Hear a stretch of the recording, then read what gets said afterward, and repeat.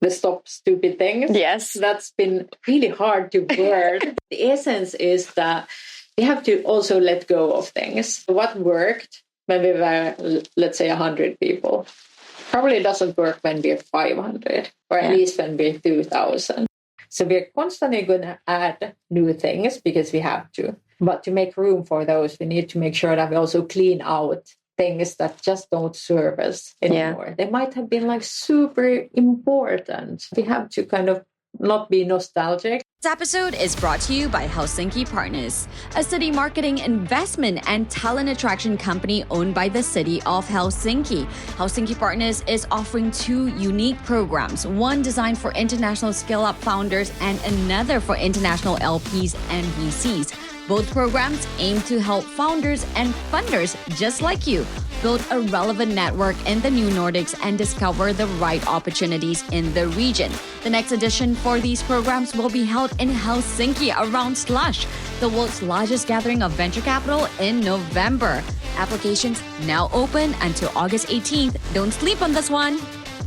Today we have the pleasure of speaking with Johanna Småros, co-founder of RELEX Solutions, one of Finland's leading unicorns. In 2021, RELEX Solutions raised in a funding round led by Blackstone at a €5 billion valuation to help retailers and brands avoid food waste and tackle disruptions in global supply chains. In our conversation, we delve into the intricacies of supply chain solutions, explore the latest trends of sustainability, and discuss her evolution as a leader, including a favorite new mantra I will be adopting of "Don't do stupid things." Enjoy.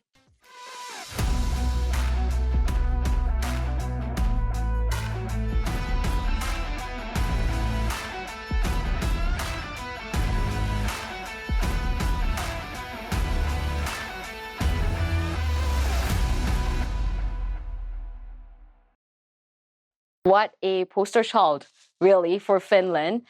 Tell us a little bit about, we always start with the personal, right? What is a crucible moment of your life that sort of shaped you?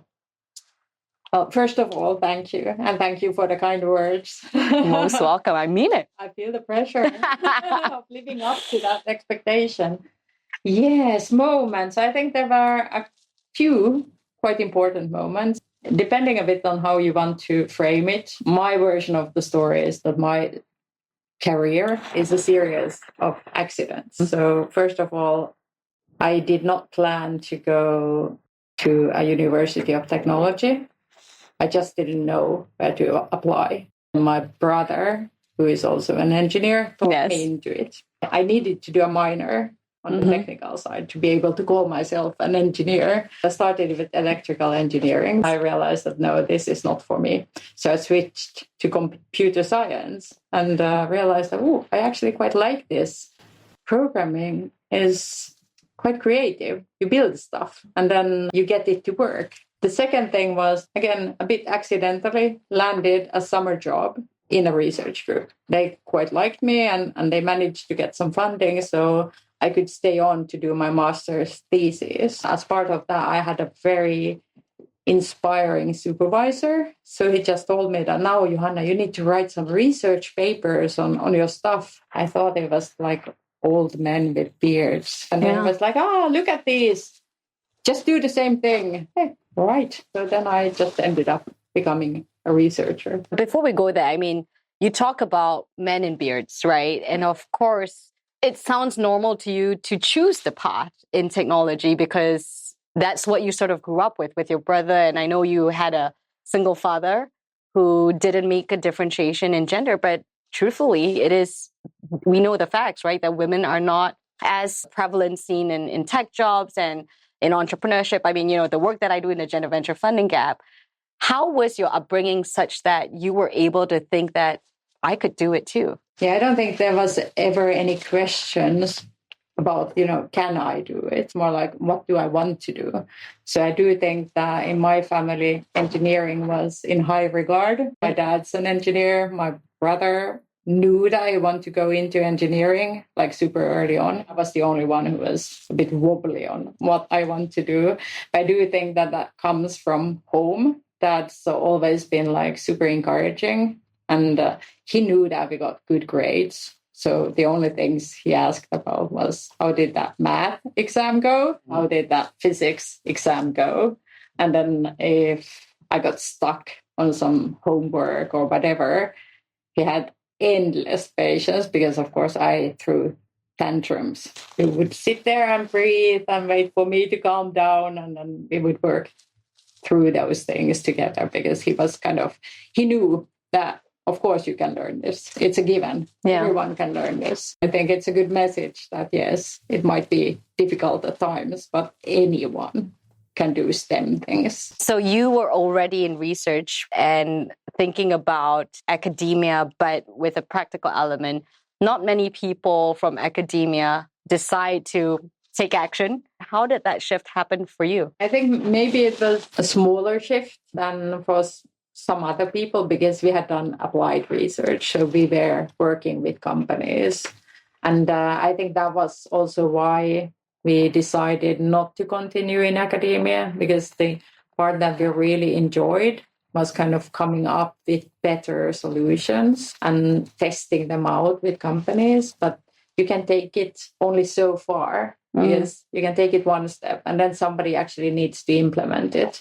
If you want to take further steps, it kind of turns into science fiction if nobody implements any of it. I think the frustration, it's so slow. The impact, maybe it was there, maybe it wasn't. Bring us back to Johanna as a student here, doing the research. How did you pick a topic? You've been in business for almost 20 years, 2 decades. What was the core thesis of that research? And I believe you did it with your co-founder, Mikko. Is that right? Yeah, so we were in the same research. And then the third co-founder, Michael, joined a bit later. So he actually did his master's thesis for me. But yeah, we actually did research on many different topics. We were working with different companies. So we also kind of followed what they felt was urgent for them. And we had a lot of flexibility. As long as we had funding, we were delivering to the partners what they wanted. We could fill up the rest of the time with doing things that were just generally interesting.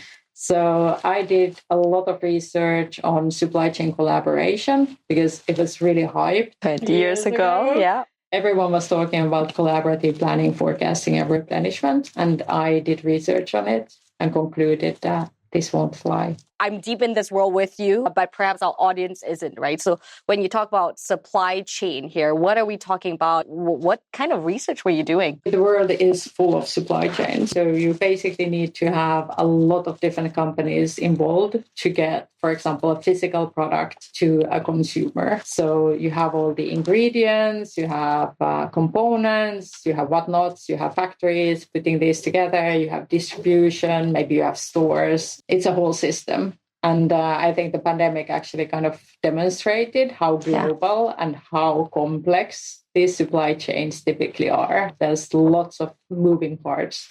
But the research we did was specifically on consumer supply chains, like groceries, normal everyday things. It's obvious that if you collaborate, you will get efficiency. But there wasn't a whole lot of collaboration happening.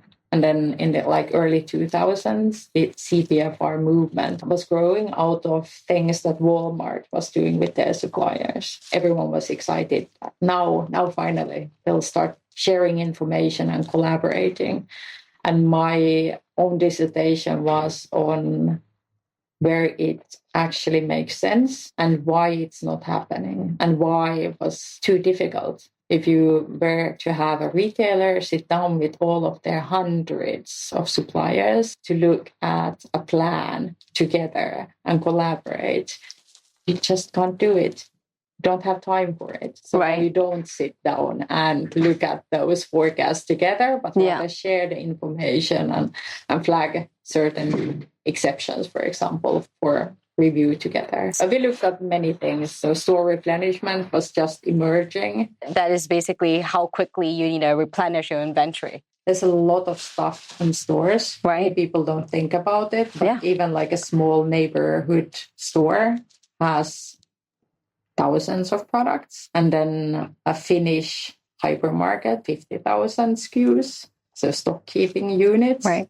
And then a big US retailer can have like 100,000 items. And then you need to make sure that the shelves are restocked continuously, especially in physical retail. If the goods are not there, it's really hard to buy them. And then you're going to lose out on sale. And we experienced that during COVID. Everyone was buying toilet paper. Yes. There was not enough toilet paper going around in distribution. Join the whole of humanity in the quest for more toilet paper.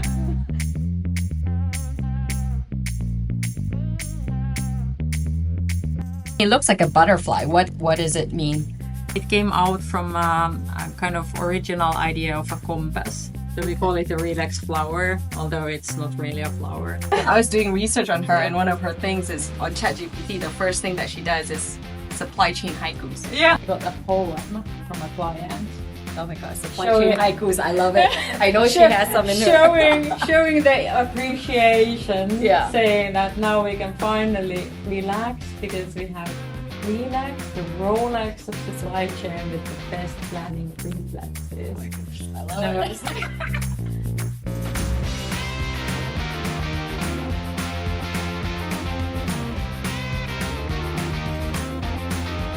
Oh, look at this! A spoiled lettuce, an opportunity lost, no profit in waste. You think she likes her company? So 2005, 2006, you have the basic idea for what this would be. Was there a vision for a step-by-step plan? I mean, you were bootstrapped till very, very late as well, which is pretty unusual. Talk to us a little bit about the evolution of the business over almost 2 decades now.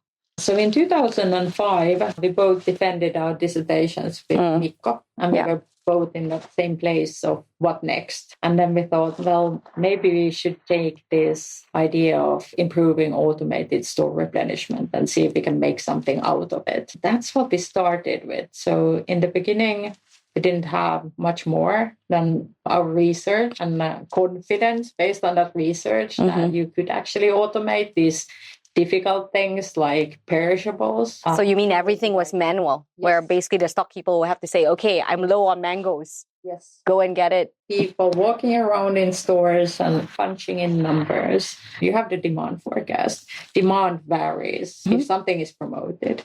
If something else is promoted, that's going to have an impact. Then the weather can have some impact. Right. Then the season has some impact. If you're doing this manually, you need to look at what you have on hand. How to think about if you have something coming in. And then you also need to figure out, is it coming in tomorrow or the day after? So how many days of coverage am I aiming for? And then if you have thousands of SKUs, you can't really spend more than a second making that decision. So it's kind of a no-brainer that you should automate these things. But back in the day, companies were able to automate the simple things like canned food, but they really needed help to automate the difficult things. And our original idea was that we would infuse some intelligence into the existing systems. For example, which forecast model to use for which products. But then when we got started, we realized that there is nothing to optimize. We quickly realized that if we want to actually deliver what we were planning to, we have to build those systems. We actually have to build the infrastructure. And I was like, well, how hard can that be? I'm so glad I did not know how complex that is. Yeah. Because, we kind of optimistically got it started and then step by step actually realized how much. Well, naivety is the entrepreneur's blood, right? Like that's how, so many entrepreneurs that have been on the show. I was talking to you about James Rogers from Appeal. One of his struggles was understanding the supply chain and the incentive structure. Yeah. And he's done it for almost 11 years now. And he said the same thing, like, had I had known how damn hard this was, I wouldn't have started. And it was the same for you. What was the first product? Like, what did you focus on? Very simple forecasting and replenishment solution that we delivered to a consumer electronics company. It was definitely not best in the world. Luckily, we did not know either too much about the competition. That would maybe have been another reason to just go home. Yeah. But it solved the problem. So we were like an agile and cheap option that solved really tangible problems. We got that going. And then every client after that was for the next couple of years, like an R&D project at the same time. So everyone had their kind of specific challenges, like in bookstores. Christmas sales are huge, and all the books you sell at Christmas are new. So you don't have historical data. That was a key challenge that we needed to solve for them. And then winter, summer tires here in the Seasonal. Nordics. It's that first snowflake. Yeah. And then it's like, boom, everyone needs tires. Some nice, interesting challenges to solve along the way. So then we kind of added and solved more and more things. So basically, it was not vertically driven. You would go into tire company and pitch a pilot R&D project. Is that how your market entry was in the beginning? And here in Finland, of course, we have to speak a little bit about that. We started out in Finland. So I think we spent pretty much the first 4 years or so in Finland, Finland only. Maybe, some Finnish companies have subsidiaries in other countries, some international touch point, but really in that phase when every client was an R&D project, we focused on Finland. It took some guts from them to invest in us, and we kind of understood it from the get-go. Tech startups was not a thing back in the day. It was not an opportunity in many people's minds. It was a risk. So we really invested in taking as much of that risk out as possible. So for pretty much all clients that we started with a simulation exercise where we took their data and then we kind of put our system on autopilot. Like, this is how our system, without anyone touching it, would have forecasted and replenished. And here is what actually happened. And now you can see the difference. So they could see exactly what would happen to their inventory levels and their on-shelf availability and their goods handling costs if we're using RELEX on autopilot. And then the next phase was a pilot. In the early days, we actually had a money-back guarantee that they can step off anytime and we'll just refund them what they paid us. So their risk was the work that they needed to put in, but we never needed to refund anyone. That's great. So basically, the business model from the start was almost like a consulting model, and then it became more and more. You build the infrastructure, so it becomes a software as a service kind of model. How many clients do you have today? I'd say about 500. 500, and big store names. And we were talking about Asia Pac, America, LATAM, that's growing as well. All of which are different, right? More complex, different regulations, even on the data that you capture. Talk to us a little bit about how that scale up happened for you, starting from Finland as, I suppose, an R&D hub. Finland is one of the smallest markets in the world. So in some ways, you would think that it's not a great place to start a company. And give us a sense here for those that don't know the size. We have a population of about 5 million. Yeah. And if you think about retail, we would never have been able to just specialize in one retail vertical because we have like 3 grocery chains. Yeah. That's it. We have maybe 2 chains of bookstores. That's it. We have 1 furniture retail chain. It's small. It's small. Yeah, small but mighty. Yes. Yeah. And that also explains, as I mentioned, consumer electronics, agricultural retail, car tires, big variance in clients that we landed. But that was a blessing. It was a bit of a challenge, but it was actually a huge blessing for our R&D effort. Yeah. Because really early on, we needed to think carefully about what's kind of things that are kind of built into supply chain planning, have to be kind of in the product itself, have to be super efficient, like forecasting. You have massive data. You have to spend a lot of time to get the performance right so that you can recalculate these like billions of forecasts. Think really carefully about how we build in that configurability so that we can deal with fresh products and we can deal with furniture and we can deal with like super peak season products like winter tires. That's been so valuable then going forward and scaling all kinds of clients because everyone has something unique I love that. I just want to pause a second because this was an aha moment for me. You can't be a specialist. You have to generalize almost at the start, which gives you an upper hand because then you're versatile. You're able to adapt in different markets. Yes. And that's also why we have such a great implementation track record. Always when you implement something, it's still quite a complex thing. So even if you do all the planning and preparation perfectly, there will be some surprises.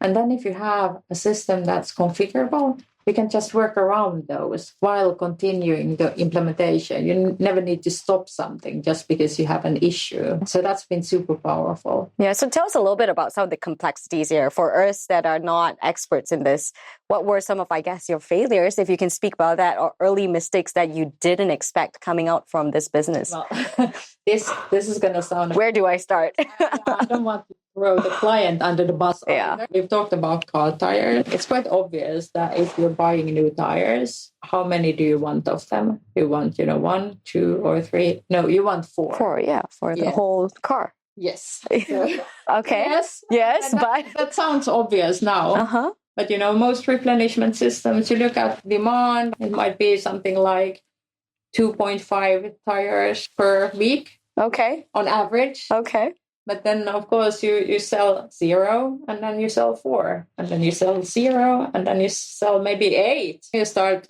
piloting, and then you realize that, it's not very helpful to have 3 tires in stock. And then you reconfigure that. Yes, it has to be multiples of 4. Yeah. Makes sense. So that's like a simple example. You would think of it beforehand. And how about getting into bigger brands? Like, how did that happen? I mean, I understand you mentioned you started perhaps with the Finnish subsidiaries, right? But how did the market entry happen for the work that you do? I mean, if a Finnish company is tuning in as well, and you were able to do it, what feels almost quite seamlessly? How did that happen for you? Yeah, I'm glad that it looks easy. I think it did require quite a lot of hard work and some trial and error. I don't say that I would recommend this, but we took the smallest possible step to begin with. It was in 2009, so 3 or 4 years in. Okay. We felt that now we have a product, like something that's repeatable. You're going to sell and deliver pretty much the same thing with some configuration, but it's still kind of a product, not an R&D project anymore. And then it was time to go international. We actually had a bit of pressure because we had managed to get internationalization grant and the clock was ticking.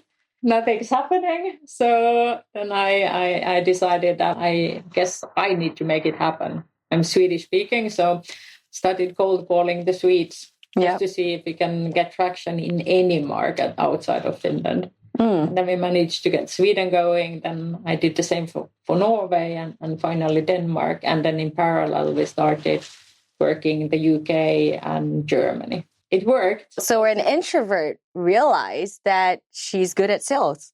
Yes. I never pictured myself in sales because I had this idea that sales is about pushing stuff at people who don't maybe even need it. But it was so different. When I started getting these meetings, I walked in, I realized that they have all these challenges that I could actually help them with. So you have 2 other co-founders, of course, we want to give them full credit. Tell us a little bit about choosing the right partners. I've heard you say this exact line, which is pretty hard to say. We work with a ton of entrepreneurs, but you said this about your co-founders.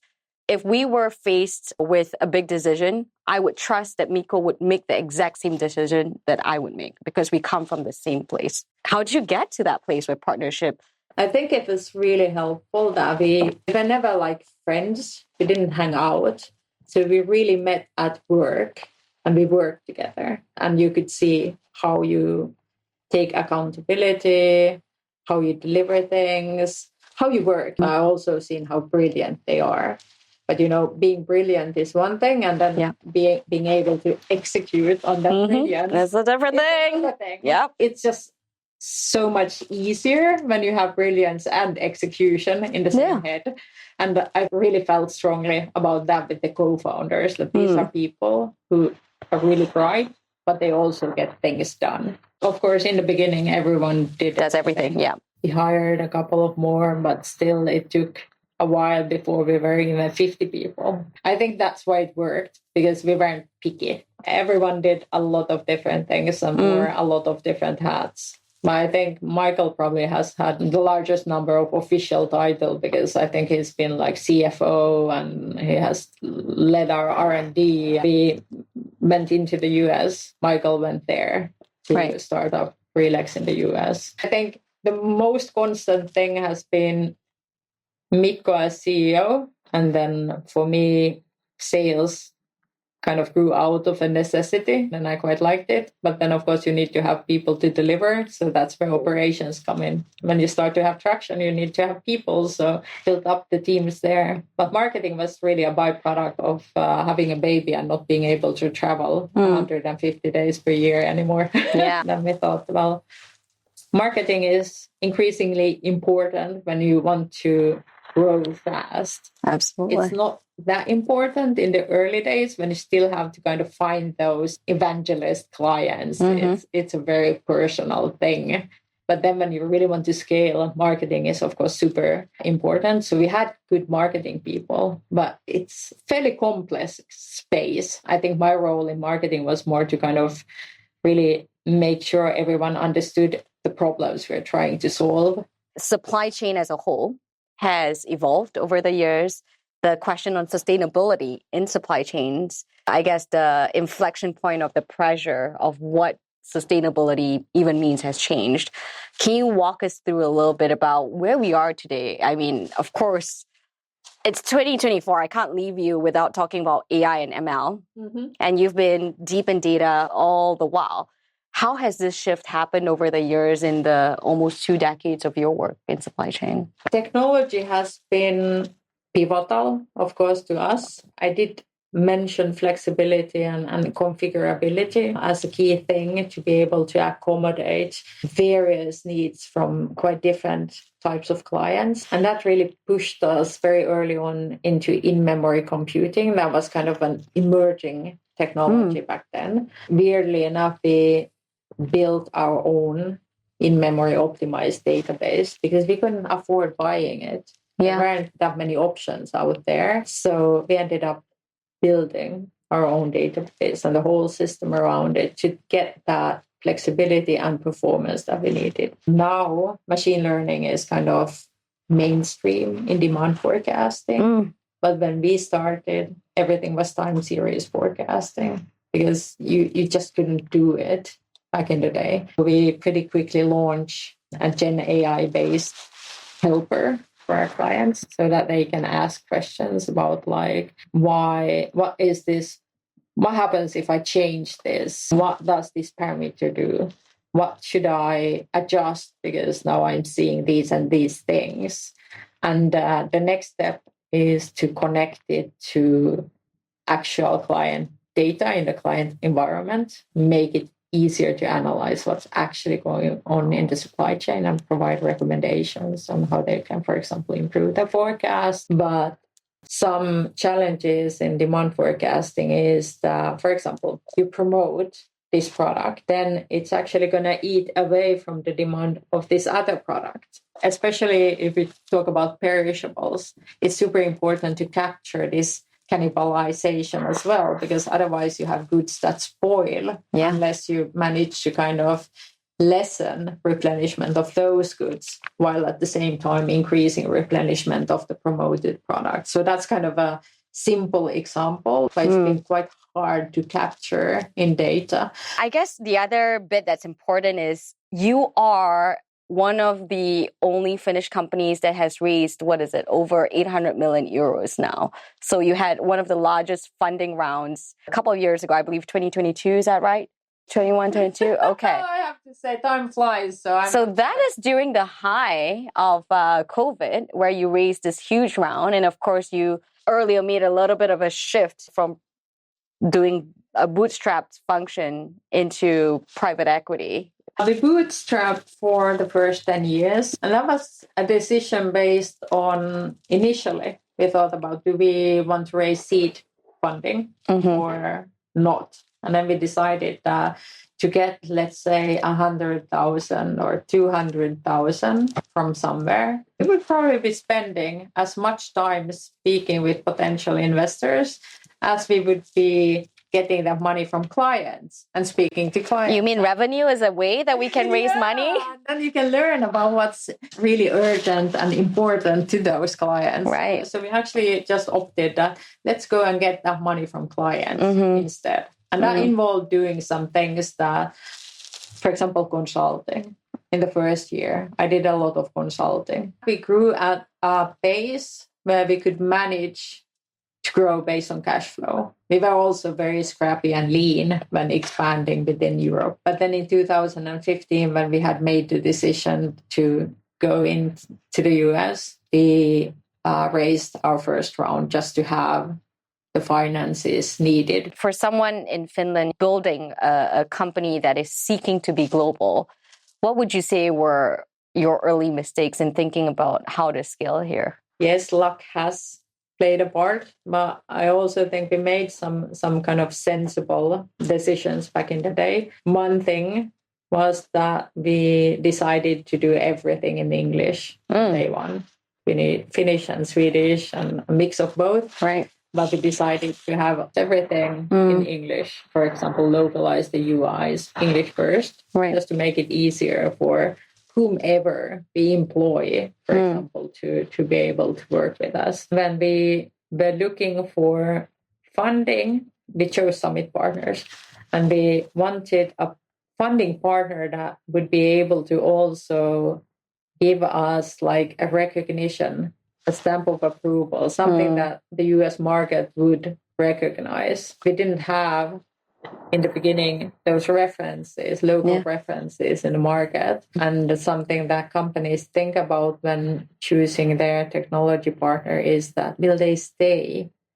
What happens if they land just us but no other clients? Will they be around? Will they get service? Will they support us when we have some difficulties? So we wanted to kind of also be able to signal through our investors that we are here to stay. They are investing specifically for us to go to the US. Yeah. So we chose Summit because it was US based, but they also have a European team making the day-to-day communications. I think we were in a great position back then because we had been profitable and growing fast for a decade. So that's kind of a nice way of standing out. Sure. So we actually had quite a lot of people reaching out to us, and we told many of them that not now.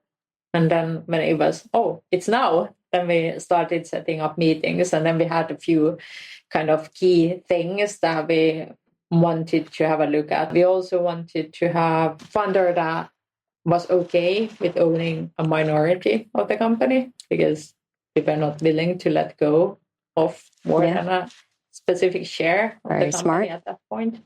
And we didn't need to either. And we wanted to pick a partner that wasn't like stressing about fund timelines. We did not want to end up in a situation where there's like, 5 years. Time for an exit. Now we need to have whatever liquidation event. Yep. And that's an important point that I did want to touch about. The exit and liquidation landscape. I mean, you've been around for 20 years. You have brought in a private equity partner in some ways to scale even bigger. I think you're 2,000 employees right now. Where do you see the Finnish entrepreneurial ecosystem moving towards? How have you seen it really support you as a founder? To be honest, there wasn't much of an ecosystem when we started RELEX. There weren't many people who thought that I'm going to start a technology business. Out of the people we studied with, I think most went into big corporations or then management consulting. And then we did this weird thing of going into research first. That was pretty weird. And starting a company, that was also pretty weird back in the day. So I think that's changed massively. Now there's a lot more really focused interest. I want to become an entrepreneur. There's more information available. There's more classes at the university about entrepreneurship. And there's also more examples Yes, we are an example, but then we have companies like Volt or Supercell. Supercell is just so massively successful that everything fails in comparison. Back in the day, we didn't have a whole lot of network to support, but maybe we can now then support some newer entrepreneurs.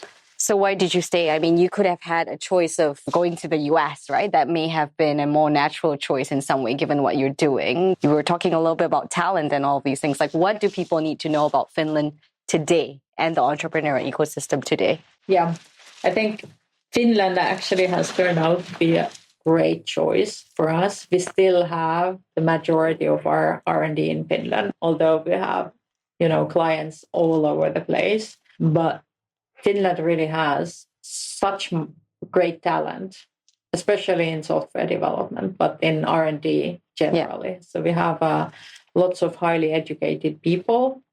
And to be honest, also, comparing to Silicon Valley, it's more affordable for a company starting up to build on the talent pool we have here. I do think that Finnish, or perhaps more broadly Nordic culture, also plays a role. We don't believe too much in hierarchy here in the Nordics. We don't like people to be bossed around or being bossed around, which also means that you get access to all that knowledge from all the employees, junior ones, the senior ones, different backgrounds and so on. And that's actually super helpful when you're starting your own company, because you don't have all the answers. So you need to have people around you who are willing to offer their opinion and their expertise. And I think in Finland, that's quite natural. But of course, part of that has to do with your culture that you created here, right? I mean, scaling from 50 to 100 to 200 to now 2,000. I was telling you at coffee earlier that one of my favorite culture frameworks that I've ever seen, among all the entrepreneurs, is by you. Don't do stupid things. Tell us these 5 elements of the culture that you've created. We asked our employees that what do you value at RELEX and what should we preserve going forward? And we documented. We didn't really know how to use these values. So they got parked. They were stored on Mikko's hard drive for several years. And then the chairman of our board back in the day, Andrew Blatherwick, told us that we were probably something like 400 people. You're growing in all these different countries, and your culture is so important and you need to preserve it. You have to work with the values and make them explicit and tell people about them. And I'm like, right. Okay. Well, good news. We have these values here. In Mikko's hard drive from years ago, yeah. We did a new round asking people what they value at RELEX. And it was the same result. So we had managed to preserve the culture. That's amazing. We just hadn't done it explicitly. We started working with the values and communicating them and so on. But yeah, customer is a friend. It's not about like being friends, going for beers, that sort of friendship. Is more about respecting each other and being honest. For example, when you implement something looks a bit fishy, something's going a bit south, speak up, solve the problem. Like you would do with a friend. You don't try to hide things. You tell them that you have an issue. Colleague is a friend, so that's kind of the low hierarchy, that you kind of assume that people have good intentions and also value everyone's expertise. Sometimes the best expert is very junior. Then we deliver measurable value. That's really what motivates me still, to be able to move the needle at clients. So having those tangible KPIs when we do things together with clients and being able to put a price tag on it. It's kind of undisputed that this is the value. That's super important. That also means that we don't just kind of implement the solution and be like, we've done our job. We also need to keep monitoring those results and go in together with the clients to figure out if we're not seeing the results. Then the stop stupid things. Yes. That's been really hard to word. So I think we've had like 5 different words. Yeah. But the essence is that we have to also let go of things. So what worked when we were, let's say, 100 people, probably doesn't work when we're 500, or at least when we're 2,000. So we're constantly going to add new things because we have to. But to make room for those, we need to make sure that we also clean out things that just don't serve us anymore. They might have been like super important. We have to kind of not be nostalgic and make sure that we also do the maintenance of things up. The fifth value. The fifth value. Yes. Life is supposed to be fun. So life has to be fun. Looking ahead, RELEX Solutions, I mean, it feels like you're in a different company now today from when you started. So that keeps you motivated. But what are we looking ahead to? Like, what can we expect? Where do you see RELEX going? We work with supply chains and kind of retail planning, the commercial planning. We've had a huge impact already, but still, most of the planning is still in silos. So you have the supply chain people with their KPIs, then you have the merchandising people with their KPIs. Nowadays, you also have the sustainability people with their KPIs. Which has shifted significantly over the years, But many of these decisions are not like seamlessly connected. So we still have the issue of, we made this decision in assortment planning, but now it's actually causing a problem in space planning and a problem in supply chain planning. So now we're going to go back and forth. So I do see that there's still a lot we can do by connecting these different planning processes. We're seeing a bit of collaboration emerging, but is still far from having like one supply chain. And is that to do with incentive structures? Like there is a reason that why this continues to exist, no? There is incentive structures, but I also think that the cost of collaboration still needs to come down. So if we are doing things manually, there's just limits to what you can do in a supply chain with thousands of different entities that are somehow interconnected. I really think technology has to be part of the solution. Otherwise, it's just too costly. Yeah, and RELEX Solutions is going to be part of that solution. Absolutely. And driving that, hopefully, in the next few years. All right, well, we've come to my favorite part. This is rapid fire. Billion-dollar question. So this is when we might sweat a little bit. I know we've been here for a while, but the first thing that comes to mind, earliest childhood memory that you still remember, which continues to make a mark in your life. Dad helping with the homework. Moment you felt like you failed. How embarrassing. I should have something. I don't think failure kind of exists in my vocabulary. I think actually that's the beauty of having three co-founders. Every once in a while, one is like, this is too much. Then the two others go, we'll pull through. We'll pull through.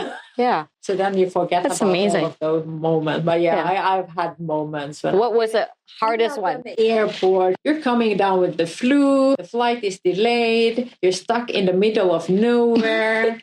Everyone's going home because they're kind of shutting down the whole airport because you're going to be on that last flight if it ever gets there. Yeah. When you were doing like a sales pitch and all that, and all wasn't going through. Fill in the blank. Successes. I've managed to get this far without going crazy. That's some sort of success. That is some sort of success. And this is a final one that I have to ask. Out of 166 tech unicorns in Europe, only 19 have women in the founding team, and you're one of them. What needs to change for more women-led unicorns to emerge? There's a bit of selection bias here. There's lots of female entrepreneurs around the world, but tech unicorns needs to kind of be tech to be a unicorn. In like most of the cases, I think the issue, we need more women in tech, and then we'll have tech unicorns founded by women. I think that's kind of really the big missing piece there. Yeah. Okay. And the final thing for anyone tuning in, a woman who's wanting to be the next Johanna in tech, a founder in Finland who's building, a funder who's investing in Finland, final words of advice. Find a problem that's super relevant, that really makes a difference, that you can solve. Fall in love with that problem, and you'll have endless energy to work it out. And if it's a difficult problem, all the better, because then there will be less people who can actually solve it. So I really encourage everyone to think hard about the problem. If you find the right problem, many kind of bits and pieces will just fall in place naturally. Yeah. Well, Johanna, for falling in love with the supply chain problem of the world, Thank you for your leadership. This is why we're here today. Congratulations on your version of success. High five for $1 billion moves. High five. And thanks so much for tuning in this week. You can subscribe wherever you get your podcasts and follow our socials on Sarah Chen Global to get the latest on the show. It would really help me out too if you enjoyed this to rate and review our show on Apple Podcasts and share your favorite episodes with a friend. I'm Sarah Chen-Spellings and you've been listening to $1 Billion Moves.